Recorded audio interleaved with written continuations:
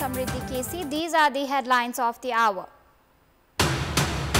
Question rises over regular operation of Gautam Buddha International Airport as low visibility affects the landing of the flights. Latest technology yet to come into effect. Leaders involved in heinous crimes given impunity. Government attorney's office and police at different stands raising question on investigation process. Pakistan Tehreek-e-Insaf PTI calls off Islamabad protest after government crackdown, calls it the temporary suspension to their peaceful protest. And Al Hilal reaches the last 16 of the Asian Championship League. Match drew by 1-1 against Al Sadd.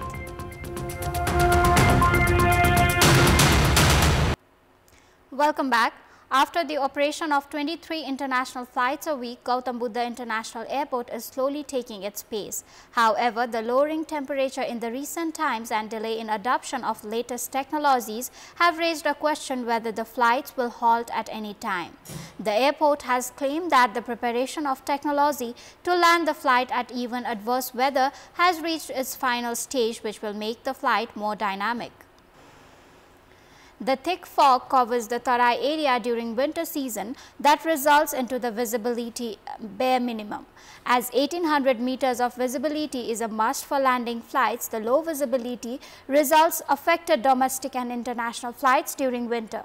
The agencies normally forecast the weather, analyzing the data in every 6 hours and schedule the flights accordingly.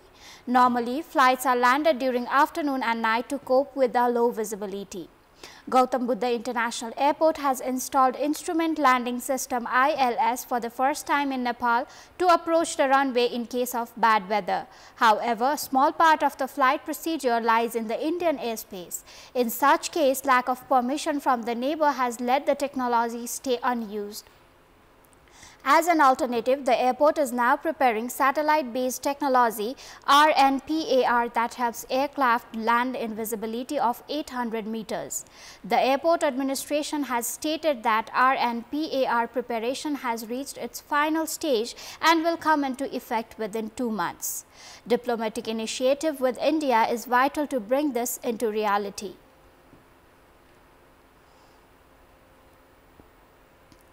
The increasing trend of political leaders receiving impunity even in cases of heinous crime, citing lack of evidence, has raised serious questions on the investigation process.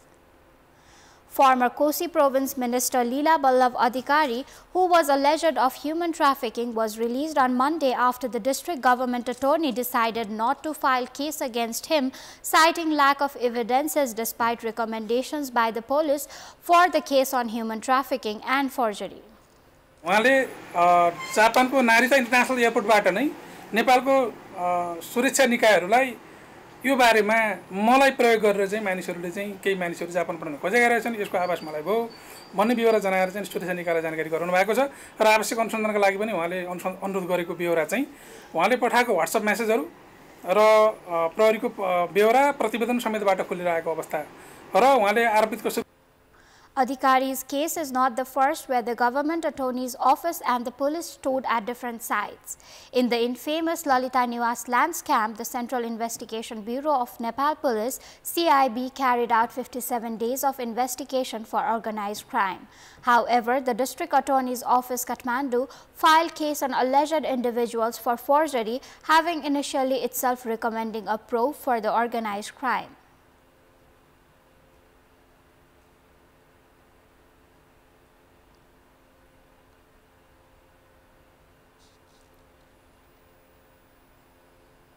अर्थात् अनुसन्धान पहिला तिमीले गर, अनुसन्धान गरिसकेपछि अनुसन्धान गर्दाखेरि तिमीले चाहिँ यो मान्छेलाई चाहिँ सम्पूर्ण प्रमाण संकलन गर, सम्पूर्ण प्रमाण संकलन गरिसकेपछि मुद्दा चलाउने वा नचलाउने कुराको निर्णय गर भनेर कानुनले नै दिएको छ।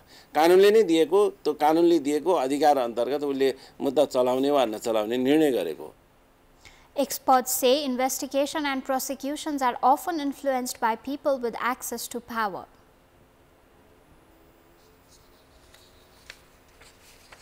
एक्जिक्युटिभ मार्फत प्रहरी इन्भेस्टिगेटर छ, प्रोसिक्युटर सरकारी वकिल पनि आखिर एक्जिक्युटिभ मार्फत नै हो। यिनीहरू माथिल्लो तहबाट प्रभावित हुँदैनन् भन्ने ग्यारेन्टी हुँदैन। तर यिनीहरू माथिल्लो तहबाट प्रभावित भएर यो काम गरे कि गरेनन् भन्ने कुरा हेर्नको लागि त फेरि हामीले कलेक्टेड इभिडेन्सेसहरू नै हेर्नु पर्यो होइन। सङ्कलनको क्रममा चाहिँ के प्रमाण अनुसन्धानकर्ताले लिएर आयो भन्ने आधारमा मुद्दा चल्ने नचल्ने निर्णय हुन्छ। तपाईँले जिज्ञासा राखे जस्तो यदि स्टेट चाह्यो भने अपराधीलाई फसाउने या निरपराधीलाई फस्ने अपराधी छुट्न सक्ने सम्भावना प्रशस्त रहन्छ। The growing trend of failure to file cases despite lengthy and detailed investigation has shed light on impunity to those who influence. The Contribution-Based Social Security Fund (SSF) introduced by the government on November 2018 has entered its 7th year of implementation. The cabinet meeting of 19th November 2018 had decided to celebrate 26th of November as Social Security Day. Speaking at an event to mark the day, Prime Minister KP Sharma Oli expressed government commitment towards expanding and improving the concept of social security. He further emphasized that efforts are underway to better manage the fund. The Constitution of Nepal has ensured all citizens' right to social security, which the fund expects to support. In 6 years, so far, around 1.8 million formal and informal migrant workers and self-employed individuals have registered themselves in the Social Security Fund. According to the Executive Director of the Fund, Kabiraj Adhikari, 543,491 of those registered in the fund are formal workers, over 1.25 million are migrant workers, 307 are workers engaged in informal economy, and 227 are self-employed as of Monday.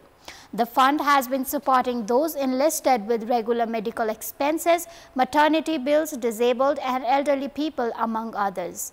The fund has collected 68,680 million rupees so far, of which 11,620 million have been dispersed to 80,922 workers under various headings. Welcome back. Preparations are underway for Prime Minister KP Sharma Oli to sign 4 Memorandum of Understanding during his China visit. Prime Minister Oli is to embark on an official 5-day visit to China on 2nd of December. 4 MOUs are to be signed by Premier Oli and his Chinese counterpart during the visit. This includes bilateral MOUs on physical infrastructure and development and cross-border transmission line. Last year, the then Prime Minister Pushpa Kamal Dahal had an agreement that had reached for the cross-border power transmission line project. Although the study for the project began 5 years ago, it has remained stranded. The other MOU is to be signed in concern with hospital expansion and commerce. No agendas have been decided on Belt and Road Initiative BRI so far, which sources say is likely to make it to the table if CPN, UML and Nepali Congress reach a consensus. Prime Minister Oli has maintained that no agreements will be signed for projects that come with loans. Prime Minister Oli will hold bilateral meetings with Chinese Prime Minister Li Qiang and then Chinese President Xi Jinping on 3rd of December. A day later, Premier Oli will address an assembly of Nepali and Chinese business persons. He is scheduled for a speech at Beijing University before returning home on 6th of December. Resident doctors pursuing their postgraduate degrees have warned of protest if the government does not set their remuneration to be equivalent to that of 8th level government officers. 6 different organizations of the resident doctors issued a joint press release today demanding for a minimum salary worth 48,000 Nepali rupees per month by issuing a press release. They have alleged private medical colleges of exploiting the resident doctors by paying only 20,000 rupees per month.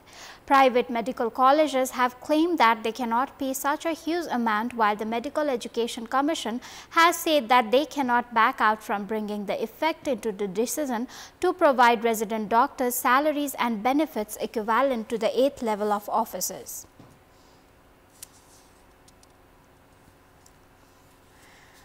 In less than a decade of its establishment, Nepal Open University has found itself struggling to carry out regular academic and administrative activities due to government interference and disputes among the officials. A tripartite agreement between Vice-Chancellor, Registrar and the Dean has also been attributed as one of the major reasons behind the crisis seen in the university that was established with the aim of providing higher education to the students through online platform. The series of conflict began after Vice-Chancellor Silu Manandar Bajracharya suspended Dean of Social Sciences and Education Khagendra Prasai, accusing him of working against the prevalent laws. The situation aggravated when the registrar, upon the directive of the Education Minister, released the suspension while the case was still pending in the court. उपकुलपतिले भनेको कुनै पनि राय सल्लाह आदेश नमान्ने भएको कारणले गर्दा म विवश भएर मैले गर्नु परेको हो। उपकुलपतिसँग सोध्दै नसोधिकन 3 दिन भित्र यसको जवाफ दिने र उनलाई चाहिँ काममा लगाउने भन्ने कुरा अदालत भन्दा अथवा अदालत भन्दा माथि रहेर मेरो विचारमा त्यसरी आदेश गर्न मिल्दैन जस्तो मलाई लाग्छ। यहीबाट अहिले विवाद चलिएको छ। A total of 15 programs under management, law, science, education, health and technology faculty are currently being provided at the university. 2,000 students and more than 100 total staffs, including 15 full-time lecturers, are also associated with the university. The political differences have divided the students and the staffs of the university. The heights of mismanagement was also seen as the Dean of the Science Faculty, Surendra Shrestha, has claimed that his remuneration has been put on hold despite attending to his works regularly.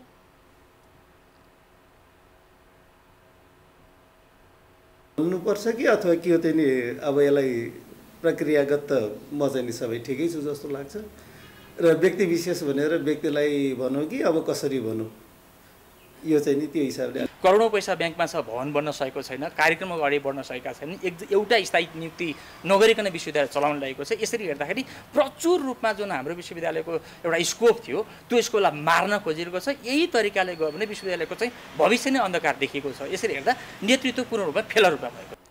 Despite academic and administrative activities being affected, the Ministry of Education, instead of solving the disputes, has opted to support to its close political aides.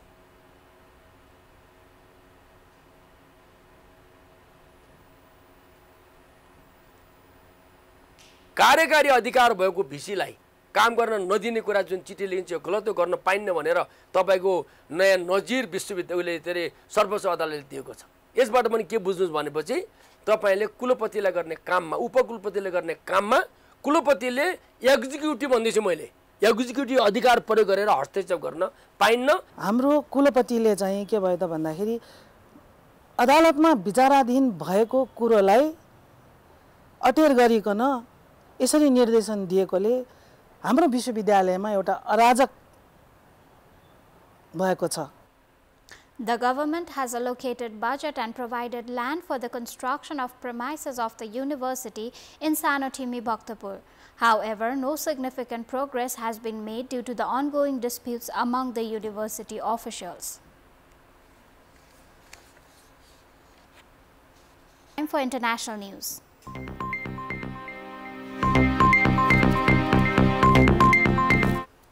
The Pakistan Tehreek-e-Insaf PTI leadership announced on Wednesday that the much-hyped protest in Islamabad, which began 3 days ago on November 24th, has now been called off.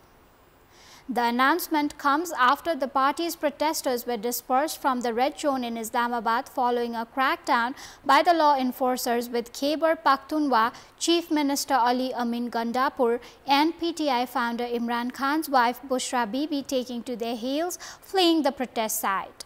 The PTI Central Media Cell issued a press release on Wednesday saying, in light of the government's brutality and plans to turn federal capital into a slaughterhouse for unarmed citizens, we are now announcing the temporary suspension of our peaceful protest.